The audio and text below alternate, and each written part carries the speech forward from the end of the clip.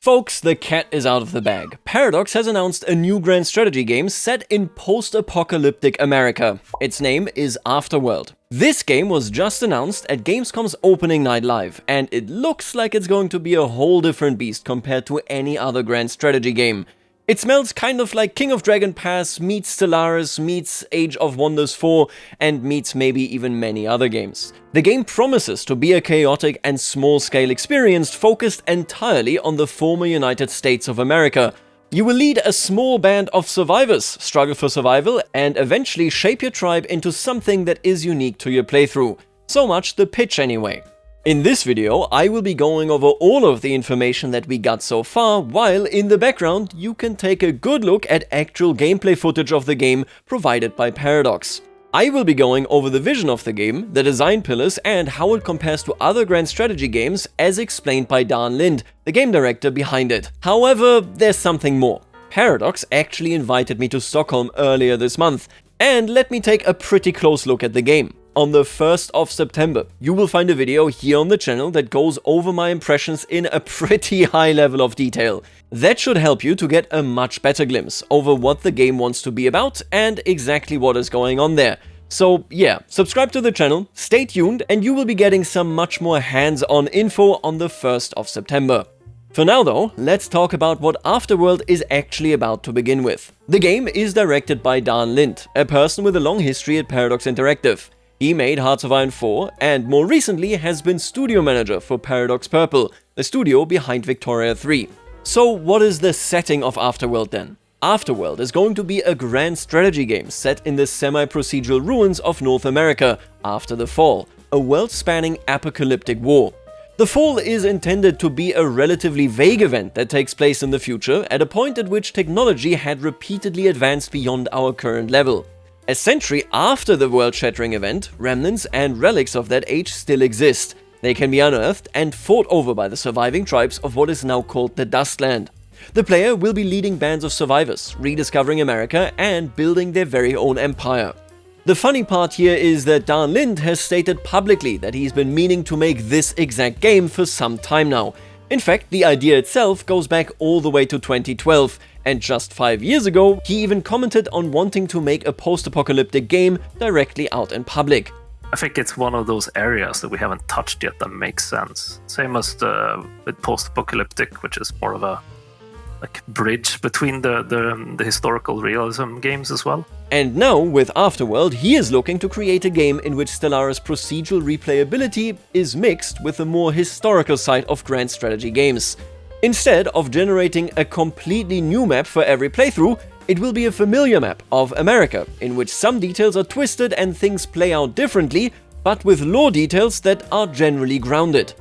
Additionally, he says that the game is going to be grittier and harsher than other Paradox games, which honestly is a funny thing to say when I think about what I can do in Crusader Kings 3 and Stellaris, but we will see what exactly that means. So that is what the game is all about. Now obviously, a question that immediately comes up is why they are focusing only on America, rather than the entire world. He says that he sees North America as the perfect place because they are mostly natural borders, or at least borders that he can explain in-game.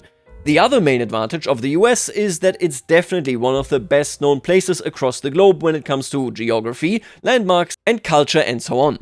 More people will therefore be able to pick up on their surroundings, know roughly where they are, and start navigating their way through the world. And I gotta say, it does make sense. When people think post-apocalyptic, they really either think Stalker or Fallout. And in this case, they settled on Fallout. What I found to be the most interesting thing about this really is not that he chose America over Europe, Asia, Africa, or South America, but rather that the map is so limited altogether. Prior to the announcement of the game, I saw a lot of speculation about the game potentially being set in a post-apocalyptic world. Instead, the scale is now much smaller. Since Afterworld won't have to cover the entire world, you end up with a map that can really feed into the idea that you are a tiny tribe. This way, you can start blobbing out and feel significantly bigger than you did at the start of your playthrough, and I mean you can see this here in the background footage as well, that provinces are tiny. And then once you have blobbed out, you aren't a continental empire that is running global logistics, you just conquered Florida. So that's the pitch, and frankly, it's pretty interesting. But a vague pitch is just that. Let's get into the details. Dan Lind also explains how he envisions the designs of the game in pretty high detail. These are the design pillars that he and the team are using to bring this pitch into a reality that goes a lot further. Firstly, it's all about adapting to survive. The player will need to adapt to what occurs in the world, and their carefully laid plans are meant to spin out of control into something completely different. To me, this really does sound like the game is much less about being a hardcore management experience and much more about being a story generator, pretty similar to Crusader Kings 3. Secondly, it's about rediscovery. The player isn't meant to invent advanced technology, but instead rediscovering and scavenging what is left over in the world. They want you to always desire discovering things, because that is the way forward, rather than developing everything yourself. And yeah, that makes sense. The technology that is out there, of course, is much more advanced than anything you can build after restarting from a tribal level. Simultaneously, of course, that also means that, exploration and surely fighting over locations that matter is going to be really important as well. Thirdly, Afterworld, Dan Lind says, wants you to shape and control your society. Your playthrough should end with a society that specifically fits your needs in that particular campaign. This is definitely something that reminds me of Victoria 3's national gardening design pillar, where one playthrough can end in a communist revolution and the next in a capitalist utopia. You can play the exact same country, and at the end of your campaign, the makeup of your society is completely different. In many ways, and Dan Lind talks about that later as well, this is also reminiscent of Stellaris, but kind of in reverse. In Stellaris, you define your empire when you start the game.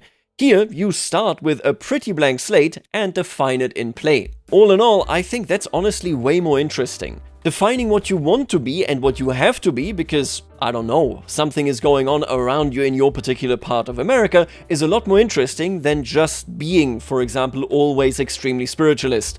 Discovering and developing things in play sounds incredibly interesting. Now, second to last among the design pillars, he also brings up accessibility. He wants Afterworld to be the grand strategy game that is the easiest to pick up, while not sacrificing any depth or complexity. They aim to do this by tying many mechanics to exploration and discovery, as they mentioned in the pillar above, so that they are unlocked progressively instead of bombing you with existing 10 minutes into the game. Now here specifically I think it's fair to say let's be a little bit cautious about this, mostly because at the end of the day I think every grand strategy game wants to be accessible. Whether that sacrifices or doesn't sacrifice complexity is always difficult to say unless you actually are hands-on with the game. Fundamentally though, this definitely makes sense. If the game is primarily going to be a story generator in which you live as your tribe and experience a different playthrough based on the makeup of your tribe, that then can be pretty accessible, similar to how accessible CK3 is. Now, as the last design pillar, Dan Lind discusses that he wants the game to be immersive and always tangible. In Afterworld, design immersion is meant to always trump abstract mechanical design. They want the game to lean towards simulation rather than board game rules. He emphasizes that concepts like mana currencies must make sense and feel natural or won't be implemented. Now, this really isn't all that surprising coming from the man that has worked on Hoi 4, where every single piece of equipment needs to be delivered in your factories. It's also pretty exciting. The game itself seems to be all about immersion and having you make decisions based on the real circumstances of your tribe. Now, I do want to point out that I think I speak for everyone when I say that I hope that this doesn't mean that the mechanics are going to be relatively fragile. With how difficult balancing other systemic games has been for EU5 and Victoria 3, it's definitely something to keep an eye on. However, if it works, that is the ideal way to make a grand strategy game. Immersive and tangible. Now, these were the design pillars of the game, and I personally find them to be really promising. Obviously, the devil is always in the details and the execution, but fundamentally, I love the idea of a game that says the decisions you make are much less because you know that mechanically they are optimal or ideal, but rather because that is where your story is naturally carrying you.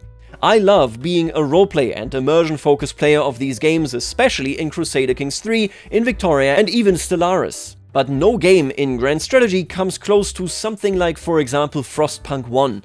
In that game, I personally am not even considering the mechanics per se, I'm considering how I feel about the people at risk, who I want to save, what exactly I want to achieve with my particular settlement. Afterworld sounds like it is going into the exact same direction. If they nail it, man, it really does sound like we're getting a truly cinematic post-apocalyptic grand strategy experience. And just as a reminder, on the 1st of September, I can give you a whole bunch more of things that I currently just can't talk about. For now, this is all the information that we have, and they are going to go ahead with dev diaries and world-building snippets, like this one right here, going forward in the coming months. We don't currently have a release date, but I think it's safe to assume that it's not going to be this year. And really, that is where we're going to end it here today. Like I said, there's a lot coming for you on the 1st of September as far as Afterworld is concerned here on the channel. I hope that you enjoyed the background footage. I think it already gives you plenty of an impression of what is going on in that game right there. And for now, thank you for watching the video. Make sure to subscribe, and I will see you later, alligator.